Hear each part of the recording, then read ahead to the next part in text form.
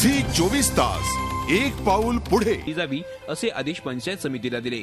मात्र 7 दिवस होऊनही प्रवीण यांना माहिती काही मिळेना. पहिला अर्ज टाकला तरी त्यांनी आम्हाला उत्तर नाही दिलं. आम्ही दुसरा अर्ज टाकला त्याचं सुद्धा त्यांनी उत्तर नाही दिलं.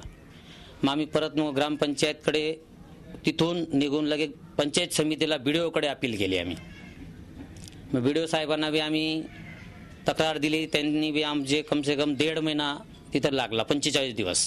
तिथून त्यांनी आम्हाला एक पत्र पाठवलं, आमची मुलाखत घेतली. त्या दिवशी जी आमची ग्रामसेविका होती ती अनुपस्थित होती. इथं आपलं काम होणार नाही, आपल्याला कुणीही माहिती देणार नाही हे प्रवीण यांच्या लक्षात आलं.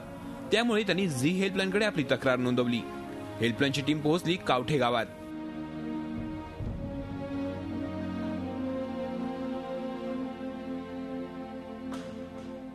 हेल्पलाईनच्या टीमनं परिस्थितीची पाहणी केली.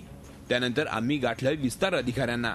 माहिती का दिली गेली नाही, माहिती न देणाऱ्यांवर विस्तार अधिकाऱ्यांनी काय कारवाई केली, असे अनेक प्रश्न हेल्पलाईनच्या टीमनं विस्तार अधिकाऱ्यांना विचारले. घामाघूम झालेल्या विस्तार अधिकाऱ्यांनी अखेर कारवाईचं आश्वासन दिलं. शिवाय बोरसेंना माहितीही दिली जाईल असंही त्यांनी सांगितलं.